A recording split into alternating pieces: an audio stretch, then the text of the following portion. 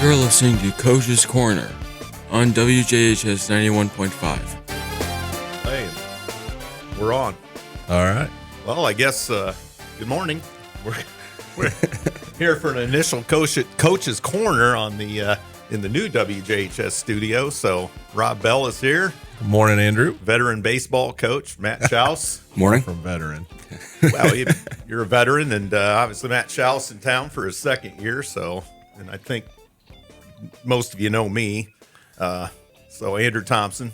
Voice of the Eagles. Voice of the Eagles, right. Most trophies. A couple times. Knows everything about the sports, tells us something new every day. So I don't know about that. But this is a Coach's Corner, and it's not been around for a while, apparently, what we're told, 30 years or so. And I remember the original one in WFDT, and that's showing my age, as that folded in 1980. And that's when the idea was born for the school radio station. And that came along, 85 when I was a sophomore. But so this is kind of a neat thing. And I think looking at our athletic programs, which I imagine we're probably into athletics, I think you're starting to see the benefits of our facilities coming through with, and I know you haven't been here an exceptionally long time, Matt, but I think, we're starting to reap the benefits of having facilities with our athletes.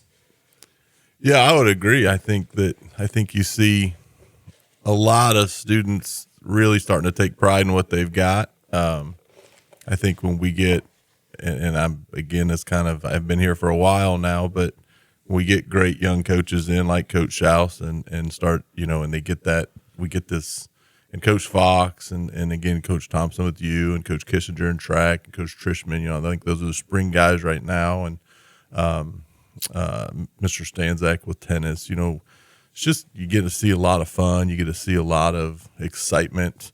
You're starting to see a lot of students start to come back into the sports. And so I think we're getting good. I think you see kind of the combination of both of those things. So Yeah, and I agree. I think I listened to the seniors interviews after. I just want to see how they did, and they did really well. Sound a lot better than I do, but they talked about being at the old gym. Obviously, a lot of memories there for them growing up, watching some good teams, and then coming here to the new barn, as you call it, and or the new school with tough rims. But they kind of want to put their stamp on it and make sure that they're remembered, maybe as the team that put the stamp on it and did some good things in that gym. So it's just been a lot of fun to see them, like Coach said, take pride in the facilities. Yeah, they. Boy, I'm all choked up here, but Rob, I'm not so sure how you would look at this, but over the years, I'm not, for what our student athletes were able to accomplish with what we didn't have at 600 North Whitley Street. We still, through hard work, we got some good things done over the years. yeah, I think you hear, pride and tradition. You hear that echoed through all of our programs, and I think all of us coaches, as I've stood around and listened to different coaches at the different times. That's where we really see that stress, and we push back to that. And I think if you don't, that is what all of us are trying to do, is connect back to the past of those people that went before us that built that pride and built that tradition.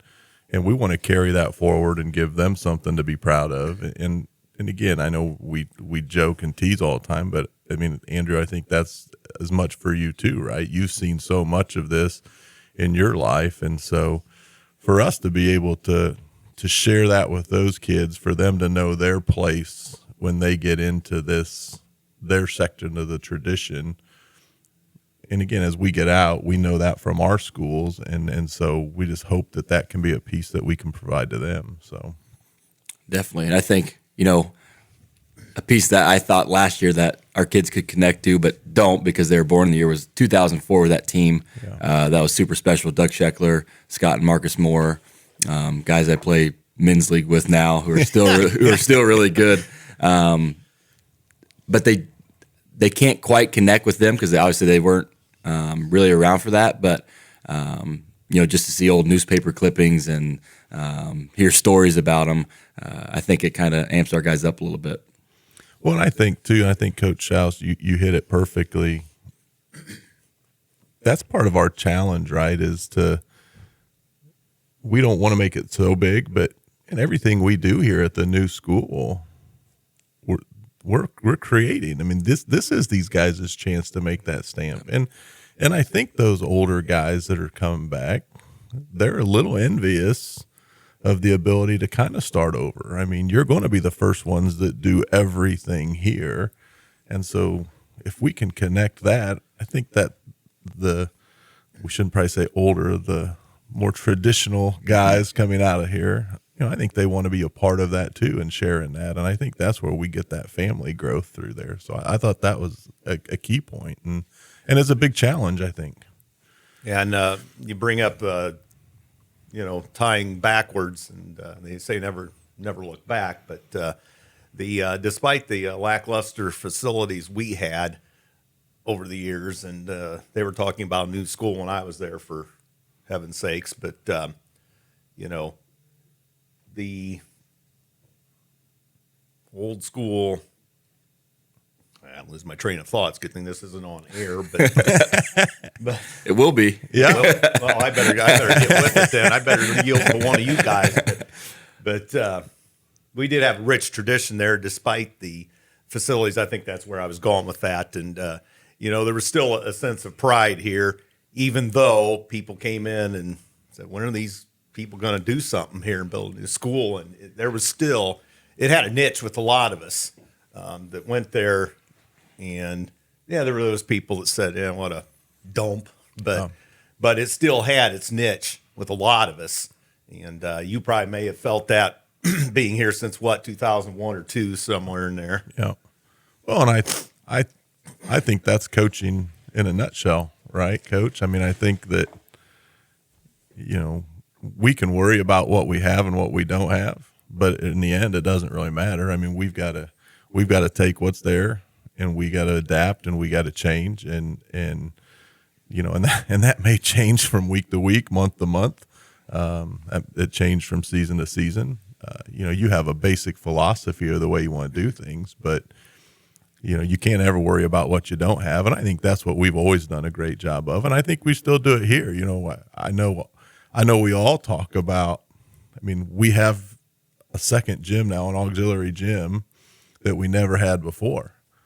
But we still ain't got enough space. Yeah. That's amazing. We still don't have enough, we're still in there. And because, again, we get so many people and so much usage so I think if you're always worrying about that, then we're not doing what we need to do. And I think that's in the grind. We just we lock down and focus on what we got, and we move forward, and we're thankful at the end. So.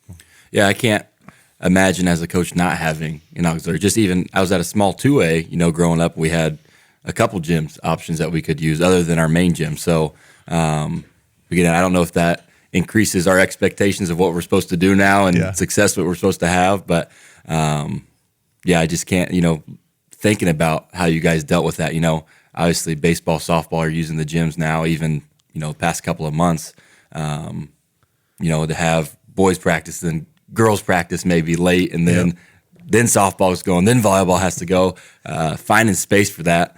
I don't know. We've been but tough. the old barn did have its niches. So again, you find yourself missing those things because we could sneak up behind. Yeah, true. The old bleachers and not bother you too much until we throw a baseball down on the floor every now and then. But you had those niches, and you don't have necessarily those things. So you're trying to find those little keyholes to cut out to steal some time and without being in the way of everybody else. So yeah, we had that old south balcony, and we actually missed that in terms of golf right now.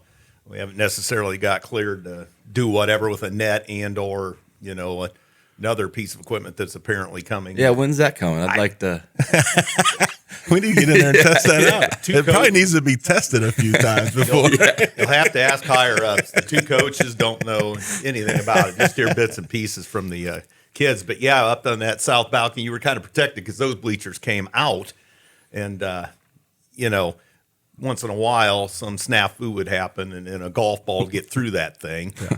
And once in a blue moon, it would go down there. The one that I remember and really got honked at as a coach was one of my golfers just might as well say it, Cameron Slavich, dinking around, doing whatever, not his turn. So we'll, do something else and create shenanigans. And he managed to, he was throwing a ball up against the side back of those bleachers. And it ended up that eventually, somehow, it ended up down in the middle of Coach Shearer's practice. Uh-oh. And my niece, who was playing for her at the time, and they were doing a scrimmage, and we could hear Amy yelling down there, and she wasn't happy with it. Coach Shearer never yells. Now I've been in there. She stays relatively calm, right? I've never heard her yell. No. but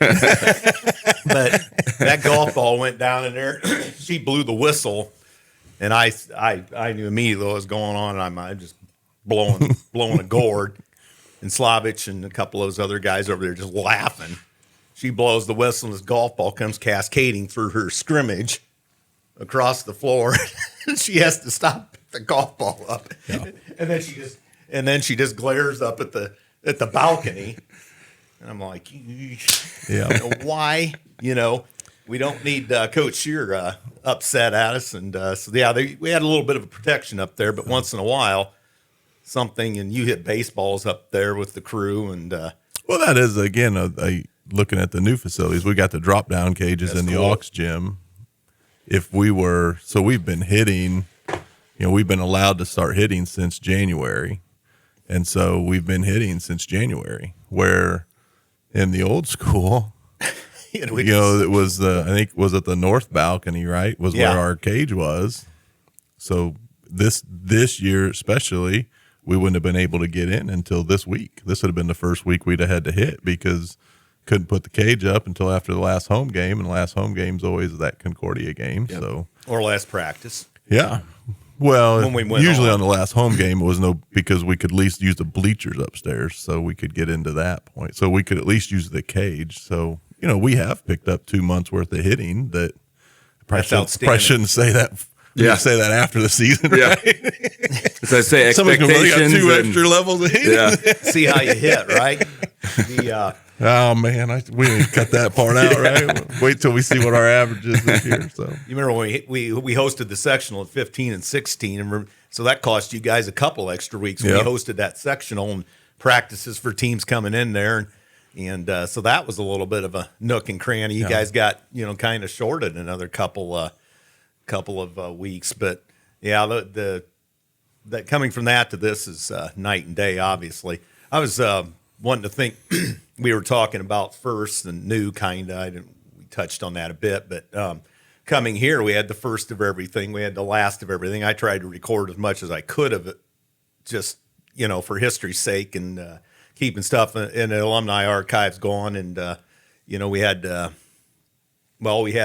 got a picture of the first jump ball here in the girls JV against West Noble a couple of years ago that Nicole Manier took. Yeah.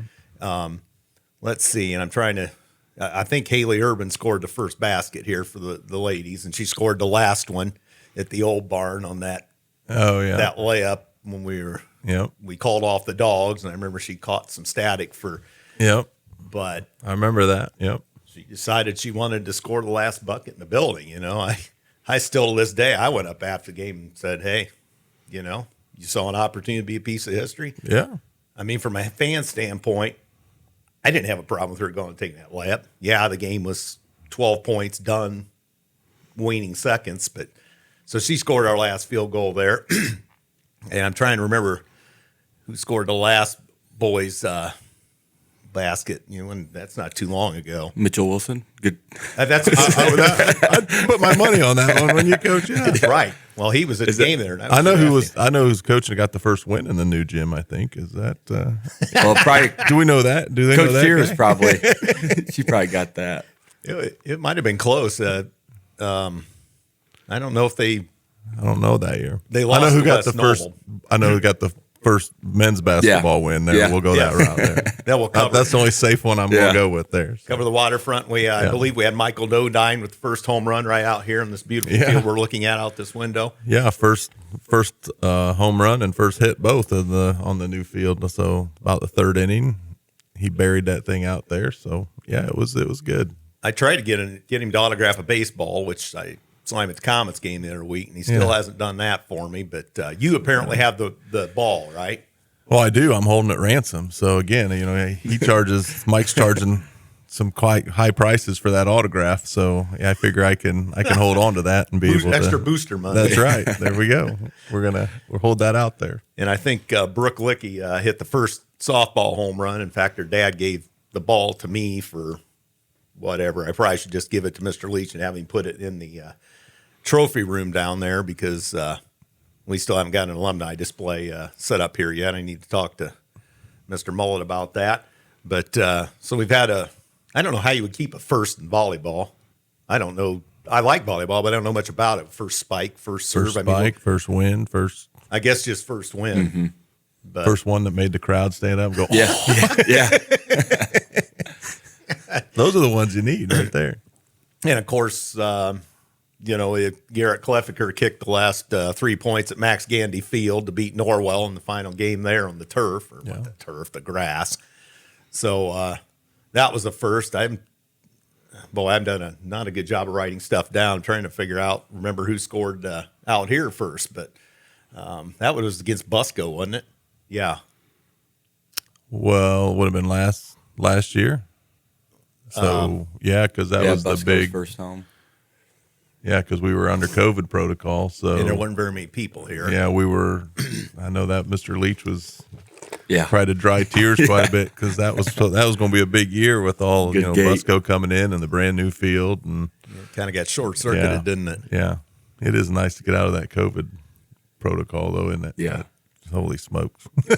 Sorry, not to bring that back up. All right. But we've all been that is through part a of lot. that is part of this past that we're talking about here as we come through. Dan, we had those firsts, unfortunately. Yeah, so this kind of felt like really the first year that they could enjoy it. And obviously football, I thought, even last year, had great crowds. I mean, because it's outside. I don't know if there are different rules or not, but at least basketball-wise, it felt like now I've talked to Coach Thompson about this before, but meeting people who have been around Columbia City basketball for a number of years. It was fun to meet some people, and because I just didn't get to do that that last year. So felt like a normal year, which is good. Yeah. Well, and again, that's where you build that.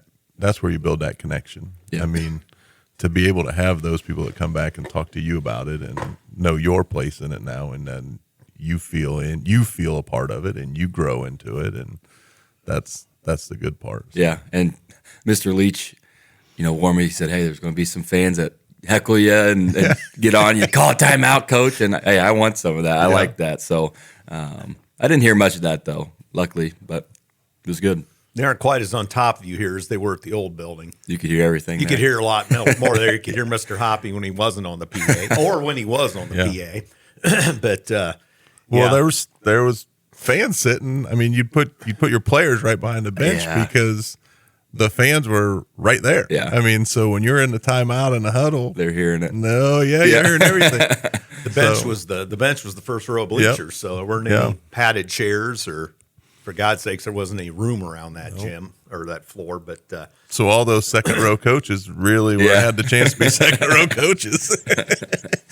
Now we keep them to at least like row 4 or 5, so that helps a little. Yeah, you look at that, and the people that had their season tickets for years and years, and I know we don't have reserved seats anymore. And here we were one of the last, according to Mr. Penrod, but I'm sure there's other places in the South, hotbeds of basketball, where they still have reserved seats. And for our boys' game, the people go in and pick their seats, and Mr. Penrod had a chart, and they had first dibs on this seat, that seat, and which kind of was a lot extra for him. And the people kind of scuffled at Mr. Leach a bit when we're not going to have reserved seats at the new school, and he kind of for some of those people that was golden. Yeah, I'm sure you could still probably get the same seat. Right, Just got to show up early. Get there before the JV tip. And that's what I was just going to say. It is kind of human nature, though. I could just about tell you where everybody sat. Yeah, either in your games or Amy's games. You walk in because it is right. We all go back to where that was a pretty good speed. I like that, or maybe superstition. We didn't play real well when I sat there, so let's go sit on this side. So my great uncle, who passed not too long ago, he had his seats for, I think, 55 or 56 years on the third row on the east side, north side, I should say, before he went into the balcony, that row. And he had those till he died. And funny story here, he played on the last team at Washington Center High School before it consolidated into Columbia City. And, of course, when all the consolidation was done, that's when we became the joint high school, and for a period of 35 years or so. And but he told me he was on a waiting list for Columbia City season tickets in 1955. And he tells the story, or told me the story, that the way he got his, and they used to kind of pass them down through families, but the way he got his, and not that I can remember the name, but it's kind of irrelevant after the sands of time. But he, there was a guy locally that, what did he do? He stole stuff from the hardware store uptown, and I think I don't know if it was Ace at the time, but the hardware store used to be in the middle of town, across from the courthouse. And this gentleman, I don't know if he's a gentleman, maybe a crook, but my great uncle told me that he stole from the hardware store, and then he got caught fooling around. Well, I guess he got a lady pregnant. Yeah.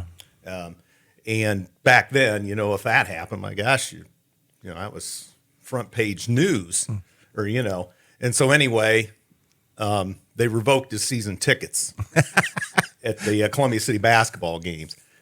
And my great uncle had told me the name, and not that that's relevant anymore. I don't even remember. But that's how he got up the list and got the next two tickets. Really? And he had those tickets from here till, I think died about 6-7 years ago. So, that kind of thing was a big deal. And a lot of the younger generation around here, couldn't even fathom that. Yeah. You would understand it being around here for a while. Matt, obviously, I don't know where you came from down at Centerville. Were there hotbeds of basketball down in there? If you're good, yeah. I mean, if you win, people will come. That's just how it is. But yeah, there was a lot of tradition down there. Newcastle's close, so obviously we got to play there each year. Connorsville had a great tradition. Richmond did for a while, and it kind of slowed down as I got into high school. But yeah, I think here, if people still want season tickets, I'll take care of that as long as they pack the place out. I'll be the one to make the chart. You'll make the chart. Yeah, exactly. 7 and 8. Yeah.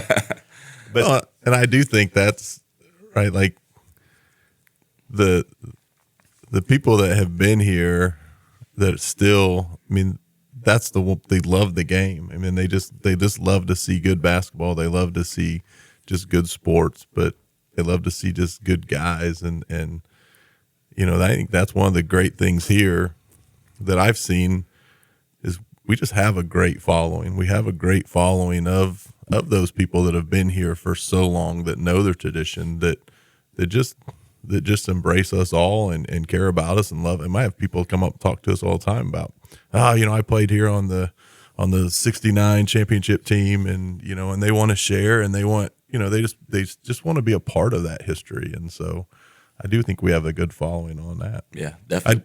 I did want to ask on the gym. I mean, I haven't been down on the court during the game. It sounds like he is pretty loud from where I'm at. It does. Seats. I mean, especially our Leo game. That's probably the biggest, probably one of the bigger crowds that we had. I think Warsaw had the best gate. But Leo, we got to have students come in for free, which was nice. But it gets loud. I love our gym. I think it's perfect size. The rims are tight, so the visiting team doesn't shoot as well. It's perfect. So I don't hear necessarily the noise having headphones on. You hear things a little differently. I do hear the shouts from the peanut galleries, I like to say. Usually a lot of visiting fans back behind there, and so it is cool. But real quick, back to that story on the guy that got in hot water and lost his tickets. He also got put in the county lockup in jail, so that was another reason he got his tickets revoked. But yeah, you talk about, and you and I have seen one class basketball. That was such a hotbed issue. Mr. Schaus, obviously, I don't think he's just probably heard about it, but my dad was coaching during the one class. I don't remember much. Obviously, it wasn't See, I knew at some point in time this is how old I was going to come out. This was going to show up. I just knew that I was going to get. What was it? It I'm changed. older than you. 97. 97 was the last Okay. one-class tournament. Yeah. And one of the most brutal offensive basketball games I ever witnessed here was Tippecanoe Valley taking the last one over Columbia City 33-32 in overtime on a rebounding foul with 0.6 seconds on a free throw of all things. But I think, you still got places in the state that are bastions of basketball. People want to say it's died. The IHSAA killed it, on and on and on. And to some degree, in some places, yes, but there are still places like this down in Washington. The Hatchet House is sold out all the time. I'd like to go down there sometime, but you talked about some of those old North Central Conference schools. Those places, there's some that still, pack the barn, and there's still places that the high school is the center of the community, which ours was for a lot of years. So, there still are, hotbeds of basketball, and this is one of them. We have great following. We travel well. You noticed the crowd at Huntington the other night. And the girls had a good crowd down there for the sectional, and our football, packs the place here and travels fairly well.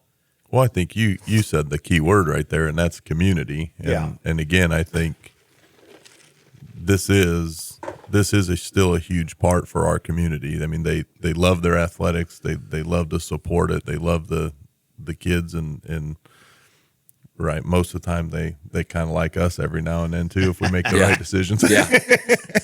So, sure. But I mean, I think that's the big part. And I feel blessed because I do know, I think in the boys sectional game the other night, I think we had the biggest crowd. I think that in the girls sectional game, we had the biggest crowd. I think, to see that, that is just, it just makes you feel good, and you're in the right spot. And I think that's one of the great things we have. Yeah. I think one of my favorite pictures from this year wasn't even from one of our games. It was from the girls' game, I believe. I can't remember who against took Norwell, it. Against Norwell, but they took the picture of the crowd for the girls' game. And not that girls are any different, but it seems that a lot of people don't support that as well as the boys. That place was packed. Yeah. So it's just really cool to see. And again, obviously, if you are undefeated and win a lot, people want to come see that. But I think either way, this community is going to come and support you. So, No, Coach Fox, another dignitary, comes on the scene. Are you in here to join, or you're late? Yeah, he's late. No. Well, he's got 6 different jobs he's got to do, and then he's got all kinds of irons in the fire. Coach Fox. Job number 1 is drop your kids off at school on time. Well, I guess right? you do have that. Well, we were talking about whether you're big time in us or not. That's what that actually isn't brought up. I can't be at home and say, "Hey, honey, I got to be on the radio show. Can you drop the kids off today? Because you don't want to see the look she's going to give me." Yeah, you kind of like to stay married for a little while longer, right? Yeah, I understand. Well, we've talked about a little bit of everything, Coach. We might as well get you into the fray here a little bit. We talked about some firsts and lasts from the two places, but I was wondering, I was trying to remember who scored our first points here on the new field. I'm sure you know that. Yeah, TJ Bedwell caught a touchdown against Cherubusco in the back of the end zone. Touchdown pass from Greg Bolt. And then Garrett Klefker kicked the extra point through the upright. play call by. Play call. I'm trying to think what we called it. No, you called it. Yeah. I mean, I know I called it, but I'm trying to think of I'm trying to think if it was smash. I'm pretty sure we ran a smash route. So TJ had a corner route, and Greg threw it behind him.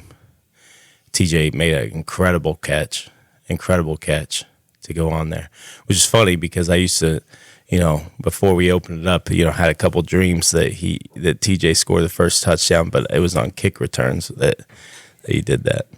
Yeah, we were talking about that, and I remember Klefker kicked the last points at Max Gandy Field to beat Norwell. Yeah, game winner. Game-winning field goal. 17-14, yeah. if I remember right. I needed to have him autograph football, but It was first 40 long one. 3-yarder, I believe. Yeah. Yeah. Good kid. Yeah, and not if I'm not mistaken, he holds most of our kicking records now. Yeah, now he does. Yeah, he field goals in a season, field goals in a career, PATs in a career, longest field goal, kickoff average. Yeah, pretty much everything. Not the punting one, but yeah, everything else.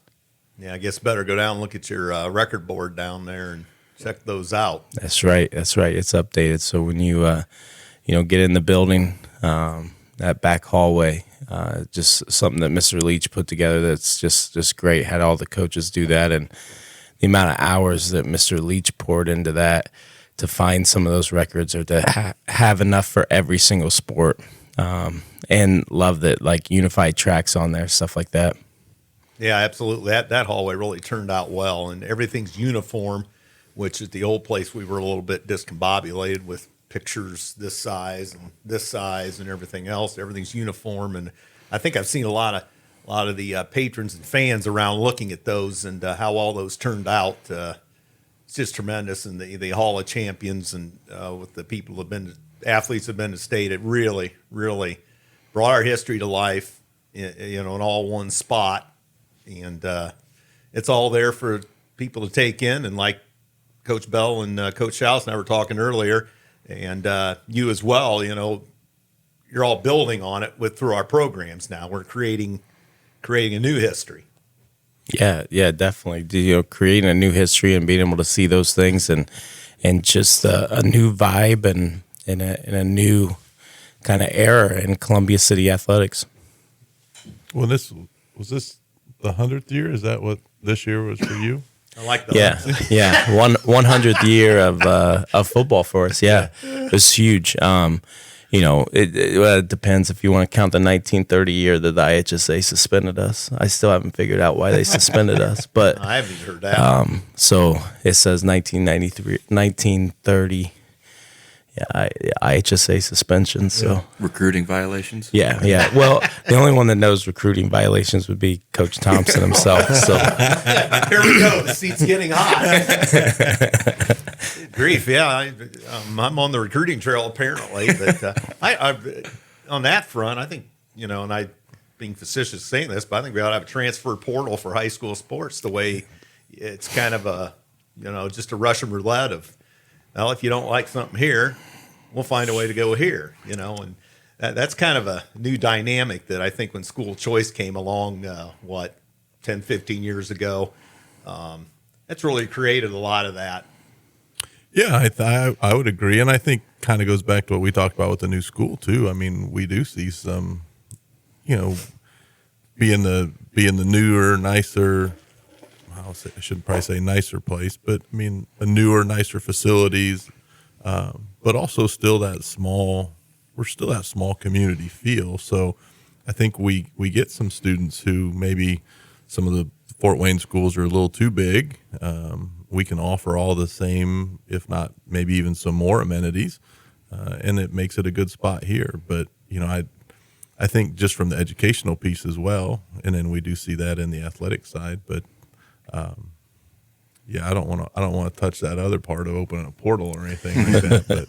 But so, and you look at and just the chance, perhaps from a student athlete standpoint, having a better chance to make a team. And I know that sounds kind of fishy or something, but there's people that are looking at this here, maybe in our backyard, which Homestead, maybe they're thinking, hey, I don't have a chance to make a team there. 2,500 or whatever they're up to now, and or just play multiple sports instead of individualizing on just one sport. I think that's a big reason too. I think the thing that you hear the most from those students who start out there or look to come somewhere else is that, and from the parents is that if like their kids were comfortable in middle school. And so as they're comfortable in middle school, their middle schools are our size. And so then all of a sudden you double that and kids get lost in the fray. And so a lot of the kids that do come over here, that one of their major comments is, it was really comfortable in middle school for us, and this just has the same kind of feel because I can get to know teachers, I can get to know other students, I get to see other people that I know frequently. Well, that's what I was going to say too, Coach. I think that what I've heard, and not necessarily from the athletes that I've had, but in your guys' sports, and in the girls' side, is it's that family. It is that family piece. I think they see how much we care about our kids, and that just provides them that opportunity to. And I'm not saying that the homestead coaches or the bigger school coaches don't, but they get that chance a little bit more. You get a little more one-on-one. You get a chance to grow and know them a little bit more, maybe during the day in the building, than what you do otherwise. Yeah. I think it says a lot to have the number of coaches we have in our buildings now too. I mean, I don't think you see that a lot of places anymore. I do think that's becoming something that's starting to slip a little bit in places, but for sure. I mean, that's dwindling across the state, and you even see it with like assistants. But I mean, we have a ton of head coaches and a ton of assistant coaches who are consistently in the building or in our corporation somewhere where it's we got Coach Daniels out at Coessie. We have Coach Shear over at Indian Springs, and it's just it's a great place to be. Mm-hmm. You want me to add something? No, if you want. Daniel Wool at Northern Heights. Yeah, right. That's right. Yeah. He got moved over there, didn't he? Yeah. well, but I think too, Coach House, right? Like having Daniel. I mean, anytime we can get these guys, and Coach Fox, you got a lot of these guys. I mean, that have been part of the programs in the past. There goes back to what we talked about before, that tie back to that tradition, and those guys can help be that link in between, and it just intensifies what we're trying to build and what we're trying to link back to. Yeah, I think Dan has been awesome, obviously, because this group that we had this year watched him. They were 4th, 5th grade when he was in high school, so they got to see him play, and obviously they were a special group as well.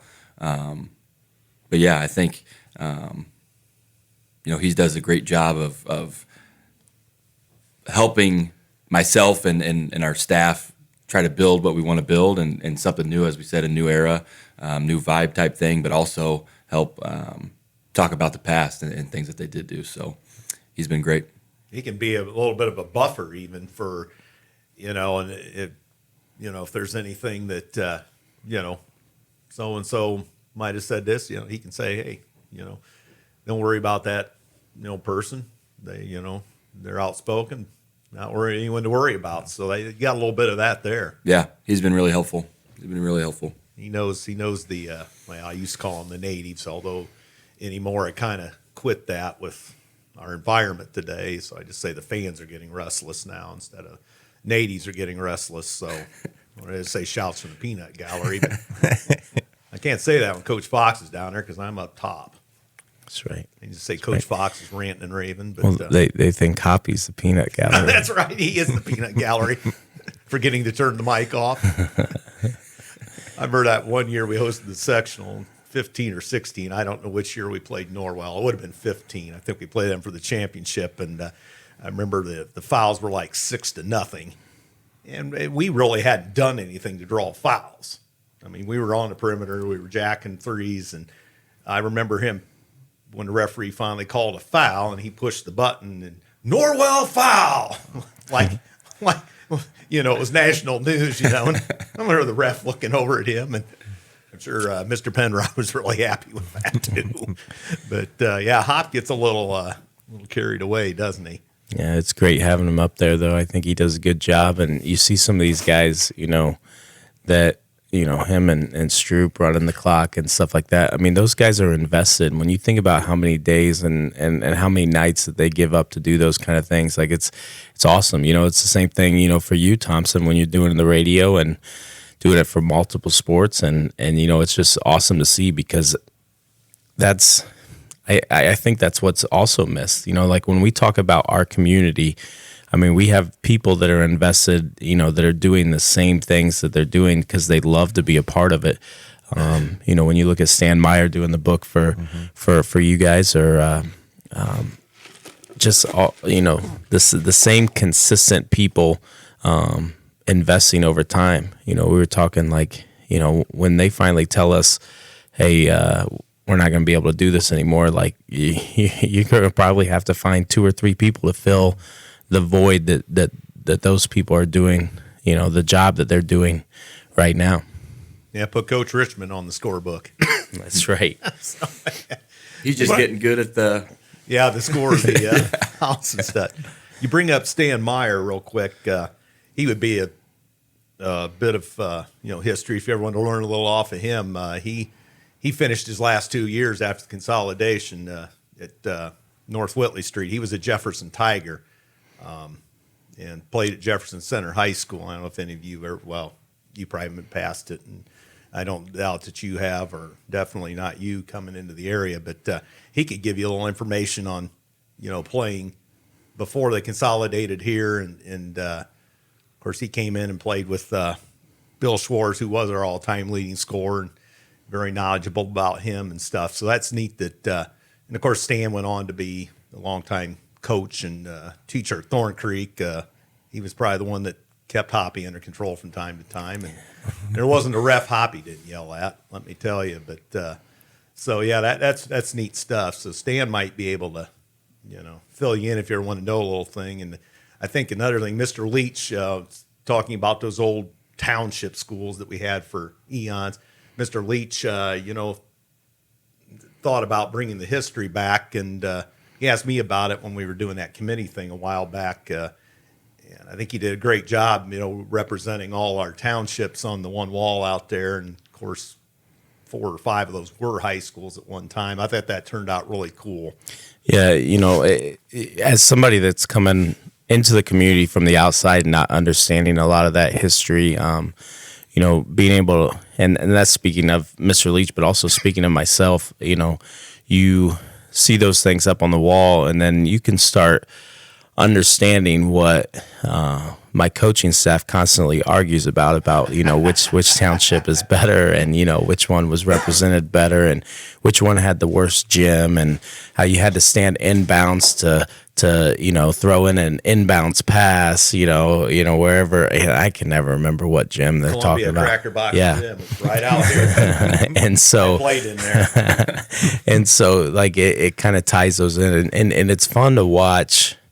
I just remember this summer we ran our football camp, and you know, it gets over, I think we're getting over like 8:00 at night, and I'm putting stuff away and making sure it's cleaned up, and there's just people whose kids went, you know, or whose kids came to camp who went to Columbia City High School, and it was their first opportunity to be inside the building, and they're just still walking around. And I'm like, I'll give them 15 minutes. And then all of a sudden it's 8:30, and it's like, guys, like, I got to go. I got to lock. You got to get out of here. But they were just walking around looking at all that cool, neat stuff that we have down there. And it's just given our community something to be proud of, and something to, you know, when we say we want to start a new era, we don't want to forget the past. It's more like we're building off of the past and understanding that. And we have a firm foundation to be able to do that.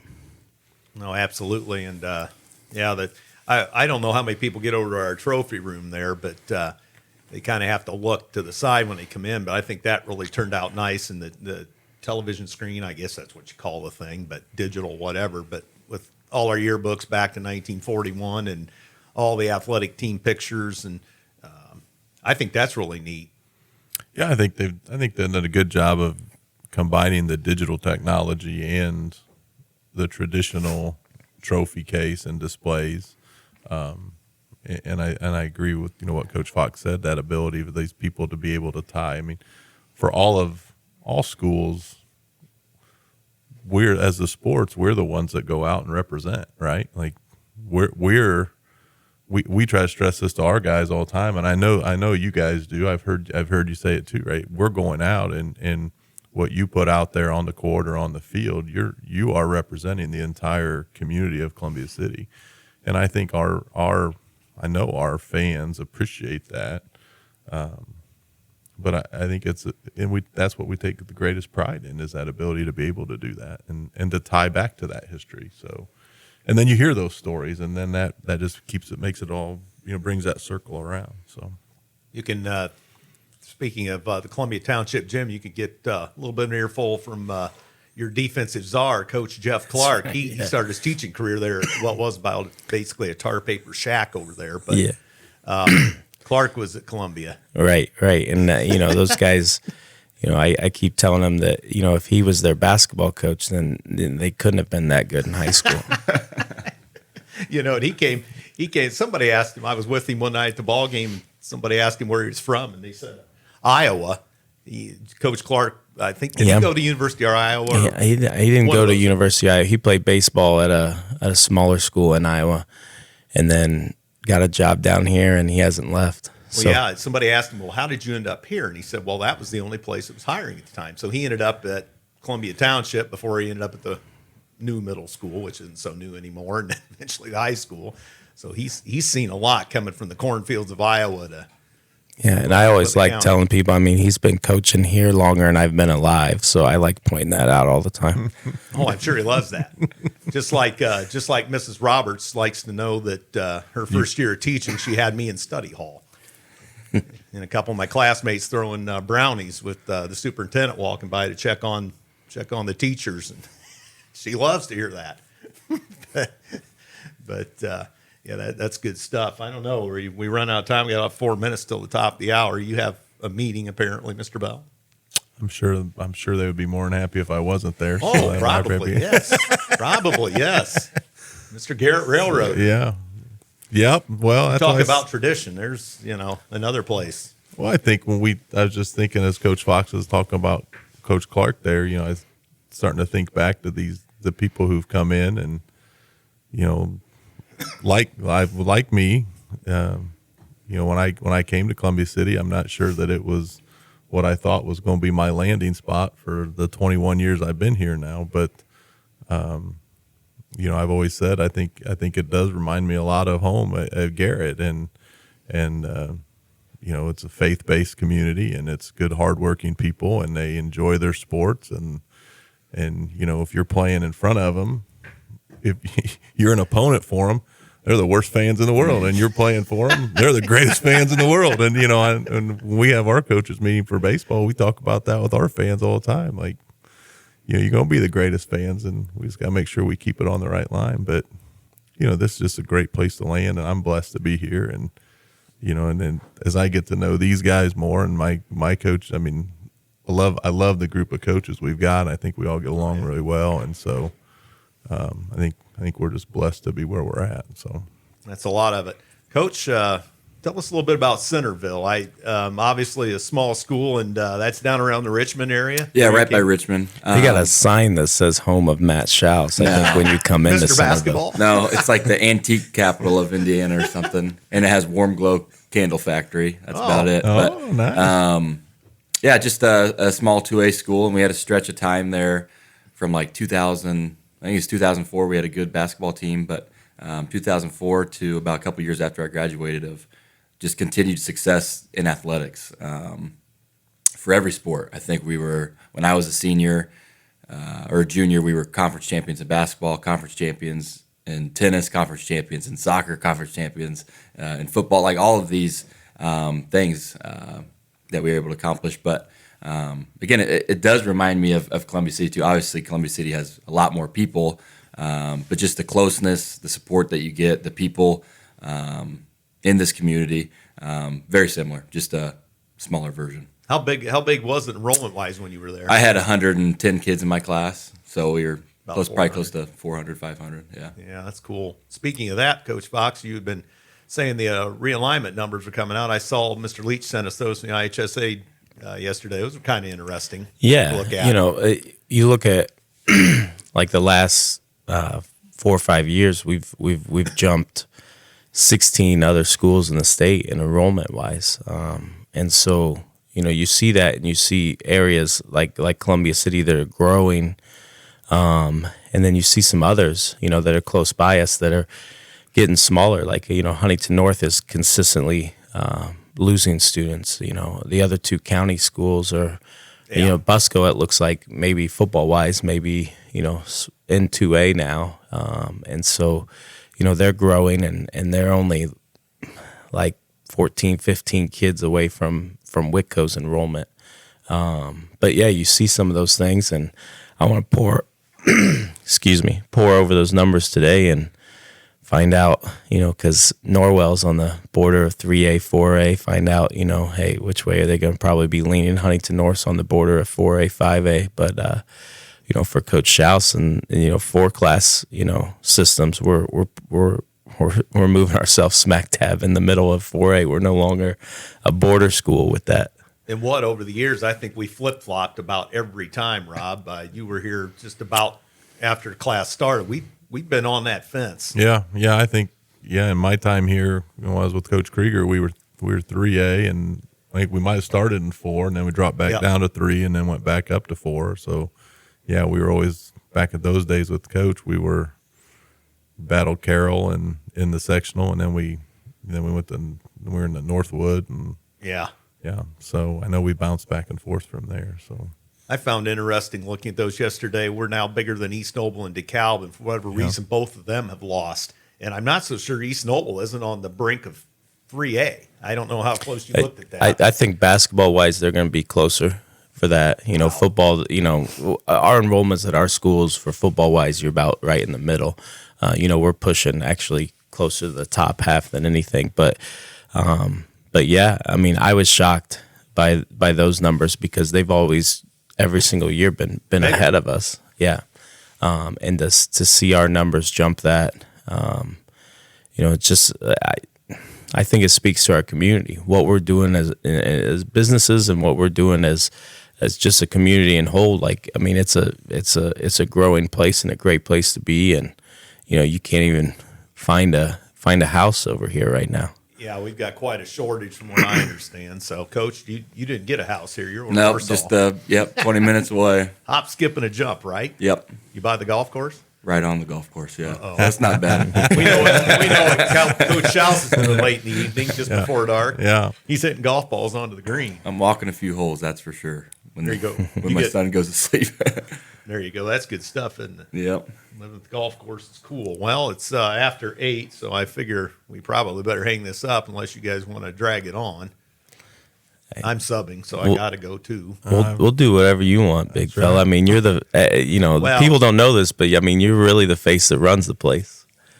Oh, I wish I had $100 for every time you said that, Coach Bob. And then number 2, that is I don't know. I've always said that that's a preposterous statement. But, Well, I mean, I got people that are on my side with that. So, I mean, oh, for God's sakes! Well, I don't know about I've that. enjoyed this opportunity. This has been Yes. this has been fun. So All our coaches would be good for this. yeah. Get Amy to talk, and Yeah. so Yeah. Well, and I think, again, like you said, I like the idea of, as you said, you think the last time that this probably happened was in the 70s or maybe early 80s. So, you know, I think like just another way to tie back to that tradition. I love Sure. that. So and people get to hear, like, I mean, and you mentioned it earlier, Rob, like, we have a great group of coaches right now that work so well together. You know, as you know, part of my new role is trying to assign and figure out, you know, our athletic spaces, and it's just it's easy to do right now because I mean we have coaches who are coaching for the same reason, that want to see our kids be successful, that are showing up to other athletic events, that are just passionate about Columbia City athletics. And so, yeah, it's getting something started again like this. Coach Thompson is awesome, and appreciate the opportunity. You know, sorry, you know, coming in a little bit late today, but but you added a lot when you got there. well, I think that's because the other guys felt like I needed my time to shine, right? Plus, he's got 4 degrees, a couple masters, getting his doctorate. Talking Coming about out. the face that I'm runs not. the place. I'm not getting a doctorate. You know, Holy that, smokes, Dr. Fox. that would be my, that would be my we're not father. ever calling it that. Coach That's for sure. Dr. Fox. That would be my father, Dr. Fox. There you go. That's good Well, stuff. Well, I do, and I think, you know, Mr. Glaza, I think, you know, he talked about this at first when we talked about bringing this up, and I know we were excited, and we kind of had some conversations on the side a little bit about it, but I think I appreciate seeing the radio station grow back. I know for a while we were nervous, and I know, Coach Fox and I talked a ton, and we worked a ton, and Andrew, we all were working on that a lot because we just didn't kind of know where it was going to go. And I think it's such a great resource for our facility or for our fans. Again, we spent all morning here talking about that, and the people that can't come out to this, I know for a fact when Mr. Meyer wasn't able to do the book, those were hard times for him. But I know for a fact he listened to every one of them games too, and he loved it, and he's passionate about it. And so, I think that having this resource, and I appreciate Mr. Glaza and Mr. Thompson, your guys' forethought and foresight to be able to bring this back in. And I hope we can keep doing it, and I hope we can bring a little bit of enjoyment to people by doing it. Oh, so. I'm sure we can. And what do we have, 14 programs, 15, 16 programs overall? I'm sure, Mr. Hornaday might want to talk about unified track. And, we just got a great group of coaches here. Yeah. And we do all get along. And it's great to work with the three of you. And this is good because we get to talk to each other a little bit. I see those two in Mr. Leach's office.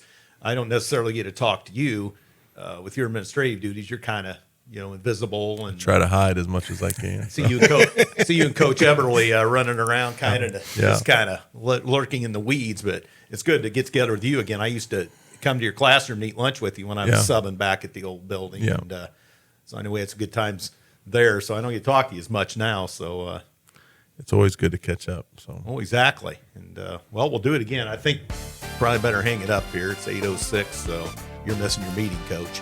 All right. Well, I appreciate it. Thanks, guys. We'll do it again. This will get some other people involved and us. We'll keep doing this. This is fun. Glaza had a heck of an idea bringing this back. So I love it. Thank you. Hopefully when those of you here in the community, this has been Coach's Corner, Coach Matt Schaus, Coach Brett Fox, Coach Rob Bell, and Andrew Thompson. We'll see you down the road. So long.